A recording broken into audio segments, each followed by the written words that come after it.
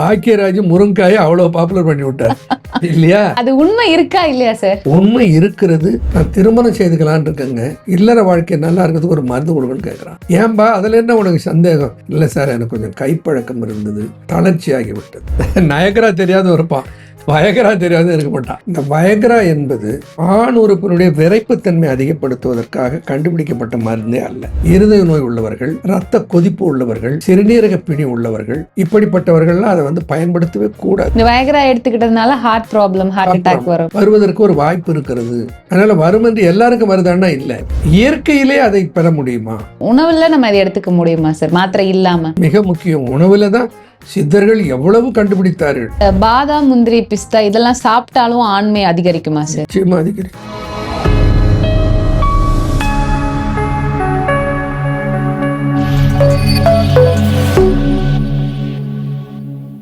Cosmo health நேயர்கள் அனைவருக்கும் வணக்கம். இன்றைய நிகழ்ச்சியில அறிவியல் சித்தர் டாக்டர் அன்பு கணபதி அவர்கள் நம்ம கூட இணைந்திருக்காரு. தொடர்ந்து நிறைய விஷயங்கள் பேசலாம். வணக்கம் சார். வணக்கம்மா. எப்படி இருக்கீங்க சார்? நல்லா இருக்கேன் சார். இன்னைக்கு நிகழ்ச்சியில இந்த நேச்சுரல் வயக்ரா அப்படின்னு சொல்லக்கூடிய மருந்துகள் சித்த மருத்துவத்துல என்னெல்லாம் இருக்கு? ஏன்னா இன்னைக்கு நிறைய பேர் இந்த மாத்திரைகள், பவுடரு, அது இதுன்னு யூஸ் பண்றதுனால இப்ப ஸ்ப்ரே எல்லாம் கூட நிறைய பேர் யூஸ் பண்றாங்க. ஸோ இதனால ஏற்படக்கூடிய பாதிப்புகள் அப்படின்னு ஒரு பக்கம் இருந்தாலும் நிறைய பேர் நேச்சுரலா இதற்கு என்ன பண்ணலாம், உணவு முறைகள், சித்த மருந்துகள்ல நம்ம என்னெல்லாம் எடுத்துக்கும் போது இது நல்ல உதவியா இருக்கும் அப்படிங்கறத இன்னைக்கு நிகழ்ச்சியில பார்க்கலாம். சோ என்ன மாதிரியான பொருட்கள் எல்லாம் இருக்கு சார்? முதல்ல நேச்சுரல் வயகரா அப்படின்னு சொல்லக்கூடியது. இந்த வயகரா அப்படிங்கிற சொல்லு மேலை நாட்டில இருந்து தருவிக்கப்பட்ட ஒரு சொல்லு. உலகம் முழுக்க வயகரான்றது எந்த மொழி வேறுபாடு இல்லாம எல்லா மொழியிலும் வயகரான்னு பேச ஆரம்பிச்சிட்டான். நயகரா தெரியாத இருப்பான், வயகரா தெரியாத இருக்க மாட்டான். இந்த வயகரா என்பது ஆண்களுடைய இல்லற வேகத்தையோ அந்த இல்லற நேரத்தையோ அதிகப்படுத்துவதற்கு, ஆண் உறுப்பினுடைய விரைப்புத்தன்மை அதிகப்படுத்துவதற்காக கண்டுபிடிக்கப்பட்ட மருந்தே அல்ல. சில்டனாஃபில் என்ற ஒரு வேதியியல் மருந்து அதில் இருக்கிறது. இந்த சில்டனாஃபில் என்கின்ற காம்பவுண்டு எதற்கு கண்டுபிடித்தாங்கன்னா, போர்ட்டல் ஹைப்பர் டென்ஷன், அதாவது இந்த there is a hepatic portal vein ஒன்று உண்டு. அந்த குடலுக்கும் ஈரலுக்கும் இடையில இருக்கிற ஒரு இரத்த குழாய், அந்த போர்ட்டல் ஹைப்பர் டென்ஷனை குறைக்கிறதுக்காக கண்டுபிடிக்கப்பட்ட ஒரு மருந்து. இந்த வயகராங்கிறதே ஒரு பிராண்ட் நேமா தானே சார் இருந்தது? சில்டனாஃபில் தானே? சில்டனாஃபில் தான் அதனுடைய காம்பவுண்ட், அதனுடைய காம்பனன்ட். அது போயிடுத்து. ஆனா நிக்கிறது எது? வயகராங்கிறது தான் இருக்கிறது. அது என்ன? அதை கண்டுபிடித்தார்கள்.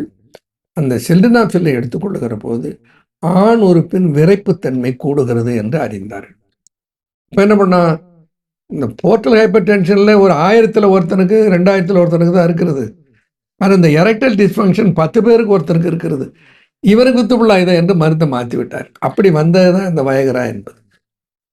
அந்த வயகராவில் என்னென்னமா, இந்த எடுத்துக்கொள்ளுகிற போது தற்காலிகமாக ஆண்களுக்கு விரைப்பு, எழுச்சித்தன்மை கூடுகிறது. அது எதனால் கூடுகிறது? இதயத்தினுடைய செயல் கூடுதலாக இயங்குவதனால ஏற்படுகிறது. இப்ப நிறைய மருத்துவர்கள் சொல்லுவது, பலர் இருதய நோய்களினாலே மரணிக்க கூட நேர்ந்து விடுகிறது. இந்த வயகரா எடுத்துக்கிட்டதுனால ஹார்ட் ப்ராப்ளம், ஹார்ட் அட்டாக் வருவதற்கு ஒரு வாய்ப்பு இருக்கிறது. அதனால வரும் என்று எல்லாருக்கும் வருதான்னா இல்ல. அதை அளவுக்கு அதிகமாக பயன்படுத்துவதனாலும். இந்த அளவுக்கு அதிகமானா என்ன சார் அளவு? இதுக்கு அளவே கிடையாது. பொதுவா என்ன சொல்லுவார்கள், காமத்தை ஆசை தீர அனுபவித்தவன் இல்லை, அது ஒரு முடிவற்ற ஒரு நாட்டம். இப்ப என்ன பண்ணுவான், பல முறை தொடர்ந்து ஒரு நாளிலேயே உடல் உறவு கொள்ள முயற்சிக்கிறான். ஒவ்வொரு முறையும் நல்ல ஒரு விரைப்பு வேணும் என்பதற்காக அவன் பண்றான், வயகராவை பயன்படுத்தலாம். அவனுக்கு தெரியாது 24 மணி நேரம் இடைவெளி இல்லாமல் ஒரு வயகராவை பயன்படுத்தக்கூடாது என்பது அவனுக்கு தெரியாது. ஒரு மாத்திரை ஒரு நாளைக்கு ஒரு தடவை தான் பயன்படுத்தும். ஒரு தடவை பயன்படுத்துவதே அன்றாடம் பயன்படுத்தக்கூடாது, டெய்லி பண்ணக்கூடாது, பயன்படுத்தக்கூடாது. அவ்வளவு பின் விளைவுகள், அவ்வளவு பக்க விளைவுகள். ஏதோ வாரத்தில் ஒரு நாள், 10 நாளைக்கு ஒரு நாள் பயன்படுத்தினார், அவ்வளவு தெரியாது. அது கூட இருதய நோய் உள்ளவர்கள், ரத்த கொதிப்பு உள்ளவர்கள், சிறுநீரக பிணி உள்ளவர்கள், இப்படிப்பட்டவர்கள்லாம் அதை பயன்படுத்தவே கூடாது. ஆனால் அவர்களுக்கும் ஒரு எண்ணம் இருக்கிறது, ஒரு வேகம் இருக்கிறது, ஆனால் உடல் ஒத்துழைக்கவில்லை. இப்போ இல்லற தாம்பத்தியம் என்பதுமா ஒரு ஒரு கட்டுப்படுத்த முடியாத ஒரு உந்துதலாக எல்லா உயிரினங்களுக்கும் இருக்கிறது. இந்த மனுஷன் மட்டும் இல்லை. அப்போ ஆனால் மனிதன் மட்டும் என்ன பண்ணா, எல்லா விலங்குகளுக்கும் சீசன் இருக்கிறது. Rutting season, breeding season, spawning season இருக்கிறது. நான் மனித உருவம் மட்டும்தான் 365 days மெட்டர்னிட்டி ஹாஸ்பிட்டல் ஃபுல்லாக வச்சிருக்கிறவன். அது ஏன்னா காமம் என்பது இனவெருத்தி பெருக்கத்திற்காக இயற்கை தந்த ஒரு ஈர்ப்பு. அதை என்னவா மாத்திட்டான் இவங்க, கன்வெர்டட் இட் இன்டு ரெக்ரியேஷன், ரெக்ரியேஷனா மாத்திட்டாங்க. அதனுடைய விளைவு. அப்போ அது தப்பா ரைட்டா இந்த ஆராய்ச்சிக்கு நம்ம போக வேணாம். இயற்கையிலே அதை பெற முடியுமா? உணவுல நம்ம அதை எடுத்துக்க முடியுமா சார், மாத்திரை இல்லாம? மிக முக்கியம். உணவுல தான் சித்தர்கள் எவ்வளவு கண்டுபிடித்தார்கள். ஒரு மூலிகை பெர்சியாவிலிருந்து கொண்டு வந்து இங்க வந்து அது அது அப்பனா வணிகம் எவ்வளவு இருந்திருக்குது பாருங்க. பெர்சியாவின் கண் விளைந்த சாலா மிசிறியினால் சாற்று. அது என்ன காலம்? ஓதமிகு காலார். எப்பொழுதும் ஈரம் இருந்து கொண்டிருக்கிற, ஓதம்னா ஈரம், ஈரத்தன்மை இருக்கிற ஒரு மண்ணிலே விளைகிற ஒரு பொருள். ஏகப்பட்ட விலைமா, 10,000 20,000 என்று அதனுடைய விலையை சொல்லுகிறார்கள் கிலோ. அவ்வளவு காஸ்ட்லி. ஆனா அந்த காஸ்ட் கொடுப்பதிலே அர்த்தம் இருக்கிறது. அது என்ன பவுடரா டேப்லெட்டா? ஒரு கிழங்குமா, கிழங்கு. இப்ப என்னன்னா நிறைய மூலிகைகள் இருக்குது. ஒவ்வொரு மூலிகையும் இந்த ஆற்றலை கொடுக்கும். ஆனா என்ன, இந்த ஒரு மூலிகையிலேயே நாம் இழந்த ஆற்றலை திருப்பி பெறுகிற தன்மையும் நடக்குமானா நடக்கல. அதனால அதற்கென்று சொல்லப்பட்டிருக்கிற எல்லா மூலிகைகளையும் ஒன்றாக இணைத்தால் அந்த பலன் நிச்சயமாக கிடைக்கும். ஆராய்ச்சி பண்ணி மேலை நாட்டு ஆராய்ச்சியில் என்ன சொல்றான், வெந்தயத்திலையும் நெரிஞ்சிலையும் ஒரு சத்து இருக்கிறது, அதுக்கு பேர் புரோட்டோடைசின். இந்த புரோட்டோடைசின் இஸ் ஈக்குவல் டு நேச்சுரல் வயகரான்னு சொல்றான். எதுல இருக்கிறது? வெந்தயத்தில் இருக்கிறது, நெரிஞ்சில் இருக்கிறது. இது இன்னைக்கு ஆராய்ச்சி கண்டுபிடிப்பு. நித்தமுறை விந்துவை உண்டாக்கும் மனமே அறின்னு தேரையர் 1500-2000 ஆண்டுகளுக்கு முன்னால் எழுதிட்டு போறார். அவர் புரோட்டோடைசின்னு போடல. முளைக்கட்டிய வெந்தயத்திற்கு ஆண்மையை மேலோங்க செய்கிற சக்தி உண்டு. 2 பிரச்சனைமா, ஒன்று எரெக்டைல் டிஸ்ஃபங்க்ஷன், இன்னொன்று நான் காம்பிட்டன்சி இன் செக்ஷுவல் ஆக்ட். தளர்ந்து போகிறது, எழுச்சி இல்லை.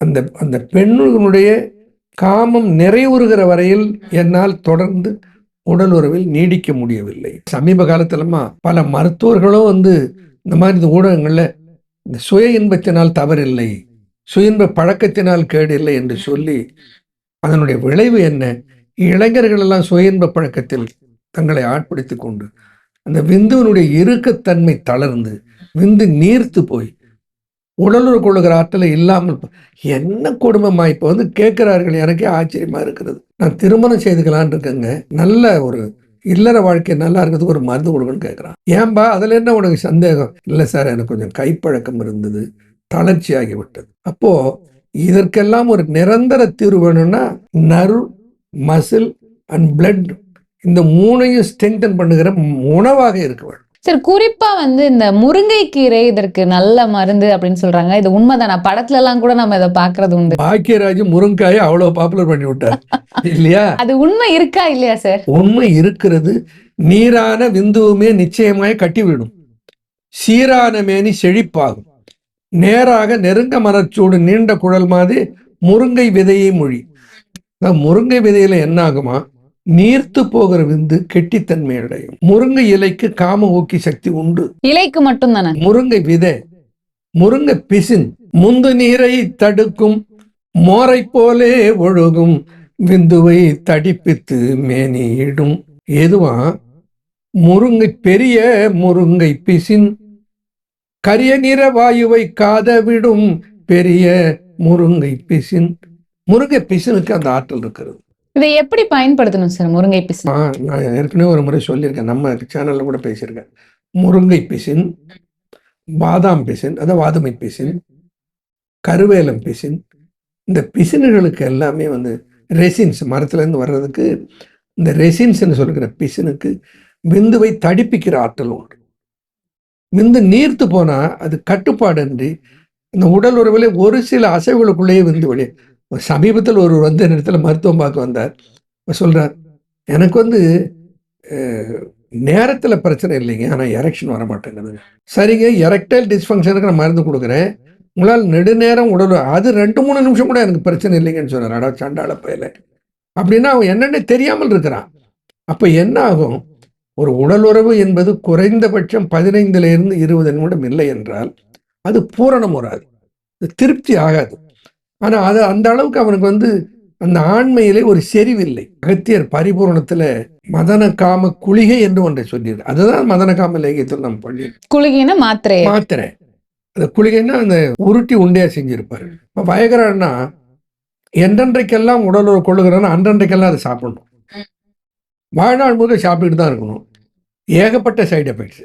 இது எதுவுமே இல்லாமல் ஜென்ரலா நம்முடைய அந்த ஆண்மை செறிவை கூட்டி ஆண்மையினுடைய பலத்தை அதிகப்படுத்தி அது அப்படியே நீடித்து கடைசி வரையில் இருக்கிற மாதிரி ஒரு 3 to 6 மாதம் சாப்பிட்டுட்டாங்கன்னாமா மறுபடியும் ஒரு 10-15 வருஷத்துக்கு சரிவே இருக்காது. அதே மாதிரி இந்த முருங்கை விதை கூட நீங்க எடுத்துக்கலாம் சொன்னீங்கல்ல சார், இதை எப்படி பயன்படுத்தணும்? முருங்கை விதை ஆயிலி தன்மை உடையது. அந்த முருங்கை விதையை கொண்டு மிக்சில எல்லாம் போட்டு அரைக்க முடியாது. ஏன்னா அரைத்து பருப்பு பண்றது. முருங்கை விதையை அம்மியில இட்டு அரைத்தால் மிக்சியில போட்டு அரைத்து பேஸ்ட் மாதிரி ஆக்கி இந்த பாலிலே கரைத்து சாப்பிடலாம். இது காய்ந்ததா இருக்கணுமா சார்? காய்ந்ததா இருந்தா தான், பச்சையா இருக்க முடியாது, காய்ந்ததா இருக்கும். முருங்கை விதையை சாப்பிடலாம். வாதுமை பிசின் எதுல இருந்து கிடைக்கிறது சார்? பாதாம் பிசின். பாதாம் மரத்தினுடைய பிசின் தான் வாதுமை பிசின். அப்புறம் இன்னொரு பிசின் சொன்னீங்களே, கருவேல மரத்தினுடைய பிசின். கருவேல மரத்தினுடைய இதை எடுக்கக்கூடிய அளவு என்ன சார்? இப்ப பாதாம் பிசின் ஆகட்டும், முருங்கை பிசின் ஆகட்டும், என்ன அளவுல எடுக்கணும்? அரை தேக்கரண்டில இருந்து 1 தேக்கரண்டி அளவு எடுத்தா போதும்.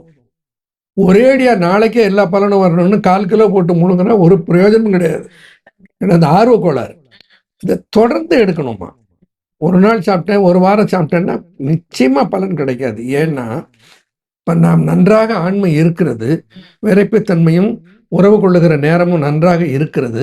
அது சரிவுட்டு விடக்கூடாது என்பவர்கள் அதை தொடர்ந்து எடுத்துக்கிட்டே வந்தானா நல்லா இருக்கும். இப்போ பாதிக்கப்பட்டு இருக்கிறான்னா அது ஒரு மூலிகையோ ஒரு சாரம் பத்துறது இல்லை.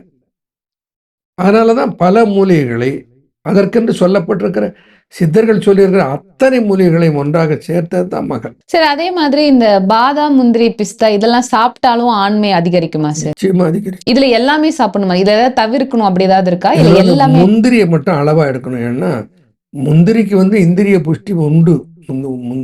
முந்திரிக்கு அந்த தன்மை உண்டு. ஆனா முந்திரி ஒரு நாளைக்கு 3-2 பருப்புகளுக்கு மேல சாப்பிடக்கூடாது. அதிகமாக முந்திரி பருப்பு எடுத்துக்கொண்டால் இல்ல ட்ரைக்ளிசரைடு என்ற ஒரு தேவையற்ற சத்து உடம்புல கூடிடும். கொலஸ்ட்ரால் கிடையாது, அது ரொம்ப முக்கியம். பொதுவா கொலஸ்ட்ரால் தானே சார் சொல்லுவாங்க, முந்திரி சாப்பிட்டா கொலஸ்ட்ரால் அதிகமாயிடும். அது ஒரு தவறான புரிதல். என்னன்னா எந்த தாவர உணவிலும் கொலஸ்ட்ரால் கிடையாது. கொலஸ்ட்ரால் விலங்குகள் உடலில் உற்பத்தி ஆகிற பொருள். அதை விளம்பரம் பண்ணுவான், முந்திரி பருப்புக்கு கண்டெய்ன்ஸ் நோ கொலஸ்ட்ரால். எவ்வளவு பெரிய ஏமாத்து வேலை பாருங்க. அதுல கொலஸ்ட்ரால் இல்லை என்பது உலகறிந்த உண்மை. அப்ப தேங்காய் சாப்பிட்டாலும் கொலஸ்ட்ரால் வரும்? கிடையாது, கொலஸ்ட்ராலே கிடையாது. பிளான்ட் பேஸ்ட்ல கிடையாது. எந்த பிளான்ட்டுமே கொலஸ்ட்ரால் கிடையாது. கொலஸ்ட்ரால் தான் கெடுதி அப்படின்னு நம்ம மனசுல ஒரு எண்ணம் பதிக்கப்பட்டு விட்டது. ஆனா உண்மையில எதுனா triglyceride and low density lipid LDL இதுதான் நமக்கு பாதிப்பை ஏற்படுத்தும். சரி, முந்திரி கம்மியா தான் எடுக்கணும். மத்த எந்த இதெல்லாம்? பாதாம், பிஸ்தா, வால்நட். பாதாம், பிஸ்தா, வால்நட் நம்ம சேர்க்கிறோம். பாதாம், பிஸ்தா, வால்நட் அதுக்கு ஆண்மையை நிலைநிறுத்துகிற தன்மை உண்டு. இது எந்த நேரத்துல எடுக்கணும் சார்? ஊற வச்சுதான் சாப்பிடணுமா? பொதுவா ஒரு பரப்பப்பட்டிருக்கிற ஒரு செய்தி, தோலோட சாப்பிடக்கூடாது. தோலோட சாப்பிடக்கூடாது. தோல்ல அவ்வளவு சத்து இருக்கிறது, தோலோட சாப்பிடக்கூடாதுன்னு சிலர் அறியாமலே பேசிவிடுறாங்க. அதை மக்கள் குழம்பி போறாங்க. அதே மாதிரி ஊற வைத்து தான் சாப்பிட வேண்டும், அரைத்து தான் சாப்பிட வேண்டும். சாப்பிடலாம், அரைத்து சாப்பிடலாம், பால் எடுத்து சாப்பிடலாம், ஆல்மண்ட் மில்க், பாதாம் மில்க் எடுத்து சாப்பிடலாம், ஸ்மூதி மாதிரி எல்லாத்தையுமே சாப்பிடலாம், தப்பு கிடையாது. ஆனா இப்படித்தான் சாப்பிட வேண்டும் என்று இல்லைப்பமா. இந்த முருங்கை விதை இருக்கிறது, முருங்கை விதையை போல பூசணி விதைக்கு பம்கின் சீட்ஸ் ப்ராஸ்டேட் கிளாண்டையும் சரி பண்ணி ஆண்மையும் நிலைநிறுத்துகிற தன்மை அதற்கு உண்டு. சார், இப்ப அதுல 2 கலர் இருக்கு. புதுசா பச்சையாலாம் வருதே சார். பச்சை நிறமா இருக்கு, வெளிநிறம், வெள்ளையா இருக்கு, பச்சையா இருக்கு. ஆமா, ஆனா ரெண்டும் பூசணி விதை தான். அதுல ஒன்றும் ஐயம் இல்லை. சோ இது எல்லாமே நம்ம தொடர்ந்து தினமுமே எடுத்துக்கலாம். தினமும் எடுத்துக்கொள்ள வேண்டும். எடுத்துக்கொள்வது நல்லது. என்ன காலையிலயா இரவு நேரத்துல எடுத்துக்கணும்? காலை இரவு 2 வேளை எடுத்துக்கொள்வது நல்லது. குறைந்தது 1 வேளையாவது எடுத்துக்கொள்ளும். இப்போ இந்த பருப்புகள் எல்லாமே 2 வேளையும் சாப்பிடுவேன், மதியத்தில் கூட சாப்பிடுவேன். ஏன்னா ருசிக்காக. அது கூட கொஞ்சம் பேரிச்சம்பழம் சேர்த்து அல்லது கொஞ்சம் இந்த ட்ரை கிரேப்ஸ் சேர்த்துக்கிட்டோம்னா ரொம்ப நல்லா இருக்கும் சாப்பிடுறது. நேச்சுரல் வயக்ரா என்பது எக்காலத்திலும் உடலில் இல்லற துய்ப்பில் சரிவு ஏற்படாமல் காப்பாற்றுகிற, அன்றன்றைக்கு மட்டும் பலன் தருவது போல மருந்துகள் சித்த மருத்துவத்தில் இல்லை. சில இருக்கு, இந்த மகர துஜ்வா செந்தூரம் என்று இருக்கிறது. அதே துஜ்வா கேப்சூல் என்று நானும் செய்திருக்கிறேன். அது அன்றாடம் அந்த பலனை தரக்கூடியது துஜ்வா கேப்சூல். ஆனால் அதை விட நான் பரிந்துரை செய்வது எதுன்னா இந்த பொதுச்சத்து. இது மகளை தான் சொல்லுவேன். இன்னொன்றுமா, சித்தர்கள் என்ன ஆச்சரியம்னா, ஆண் உறுப்பினுடைய விரைப்புத்தன்மையை மேம்படுத்தும் மசாஜ் ஆயிலை சொல்லியிருக்கிறார். ரொம்ப ஆச்சரியம். அது பேர் மணி ஆன் தைலம் என்று நான் பெயரிட்டு அதை உருவாக்கி உரிமம் பெற்றிருக்கிறேன். எல்லாம் சித்தர்கள் வந்துமா இல்லற வாழ்க்கையை கொச்சையாக அவர்கள் எங்கும் பேசியதும் இல்லை, நினைத்ததும் இல்லை. தாம்பத்தியம் நெறியோடு இருக்குமானால் அதை வரவேற்று அதை இறைநிலை அடைவதற்கும் உதவும் என்று சொன்னார்களே தவிர, அது இறைநிலை அடைவதற்கு எதிர்ப்பானது என்று ஒரு இடத்திலும் கொச்சையாக சொல்லவில்லை. இந்த சித்தர்கள் அதற்கு நிறைய மருந்துகளை தந்திருக்கிறார்கள். தமிழ் கூறும் நல்லுலகம் அதை பயன்படுத்தி நலம் பெற வேண்டும். நிச்சயமா. இன்னைக்கு நிகழ்ச்சியில நிறைய பேருக்கு தேவைப்படக்கூடிய ஒரு டாபிக் நேச்சுரல் வயக்ராவா என்ன மாதிரியான உணவுப் பொருட்கள் இருக்கு, சித்த மருந்துகள் என்னெல்லாம் இருக்கு அப்படின்றத பத்தி எங்க நேயர்களுக்காக சொன்னீங்க. ரொம்ப நன்றி சார். நன்றிமா, வணக்கம்.